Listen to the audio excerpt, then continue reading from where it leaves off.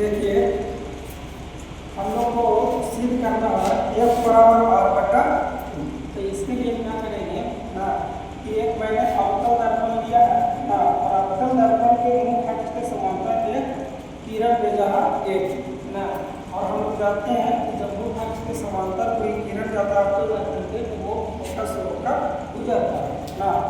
उसके बाद मैंने क्या किया कि बकायदा केंद्र से ना आपतन बिंदु पर एक विलंब डाला, तो क्या हो गया आपतित किरण और अभिलंब के बीच जो कोण बनता है उसको कहते हैं आपतन, और परावर्तित किरण और अभिलंब के बीच जो कोण बनता है उसको कहते हैं परावर्तन है ना।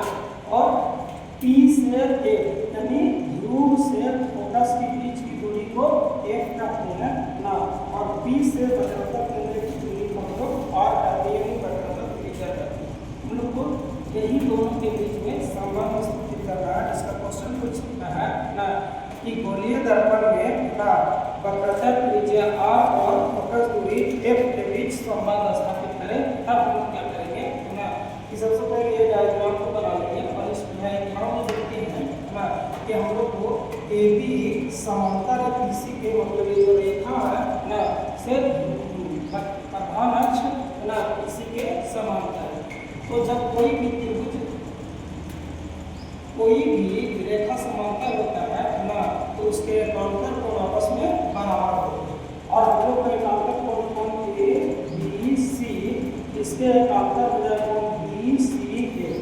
इसी को मैंने यहाँ बराबर रख लिया और लिख लिया है एकांतर कोण से बराबर है, इसका समीकरण 1 मान। चूंकि यहाँ पर हम लोग है कि BC आपतन बिंदु B पर लंब, ये BC ना आपतन बिंदु B पर क्या लंब ना, तो परावर्तन के नियम करता है ना, क्या कहता है कि आपतन कोण परावर्तन कोण के बराबर होता है ना। तो आपतन हो गया ABC, जैसे ABC, और परावर्तन कोण हो गया ना CPA, ये दोनों आपस में बराबर हो गया। क्यों? क्योंकि कोणाई बराबर होता है R के, यानी आपतन कोण परावर्तन कोण के बराबर होता है। इसको मान लेंगे समीकरण 2 ना। अब चलते हैं समीकरण 1 और समीकरण 2 से। तो प्रॉपर्टीज होता है समीकरण का, किसी भी समीकरण में यदि एक साइड बराबर होता है तो उसका दूसरा साइड भी क्या होता है बराबर होता है। तो समीकरण का हम कहते हैं कि ना LHS जो दोनों का साइड है वो बराबर है, तो इसका RHS भी आपस में क्या होगा बराबर होगा, यानी ABC ना बराबर ABC है ना BCF बराबर करके CBA, यहाँ पर BCA बराबर करके CBA।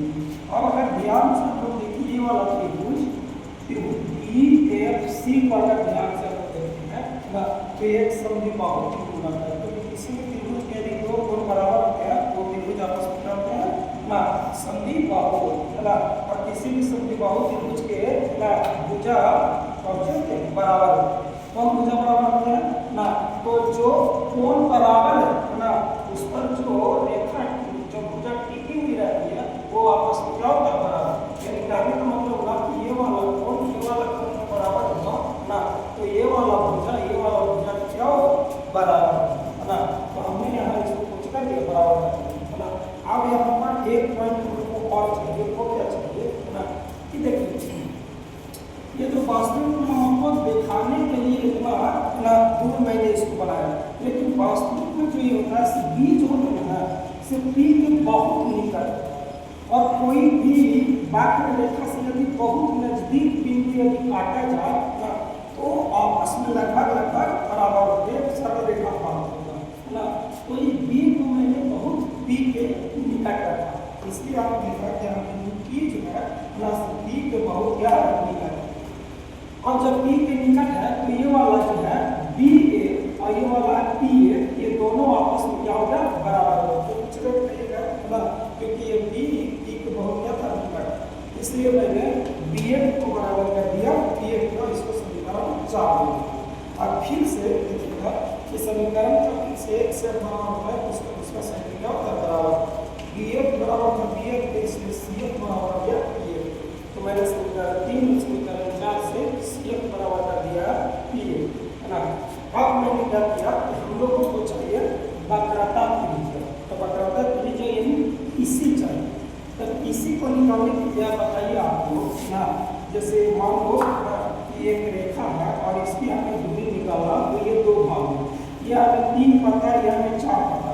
तो ये पूरा निकालने के लिए क्या करेंगे बताइएगा, क्योंकि यह 4 और 3 को आपस में कुछ कर दीजिए, जोड़ दीजिए। हाँ, यही चीजें करेंगे। तो यहाँ पर PC को निकालने के लिए मैंने क्या किया कि CF और ये PF को मैंने कुछ कर दिया, जोड़ दिया। PF प्लस CF को आपस में कुछ कर दिया, जोड़ दिया। अब हमें क्या करना है कि जिसका मान दिया हुआ उस फॉर्मूले में चेंज करना है। देखिए अगर मान लीजिए कि हम लोग CF में दोनों को चेंज कर देंगे तो CF का मान है ही नहीं, तो क्या करेंगे कि PF हम लोग को मान लेंगे, PF को 1 मान लेंगे, तो CF बराबर बच PF। क्यों? क्योंकि हम लोग पहले से ही कर चुके हैं ना कि CF बराबर है PF। अब अगर ध्यान यहाँ पर हम देते हैं ना, तब PC बराबर PF को PF कितना होगा 2 हो गया कि नहीं। अब हम देखेंगे तो PC से PC आ गया ना, ये PC के जगह पर मैंने क्या रख दिया R, क्योंकि PC बराबर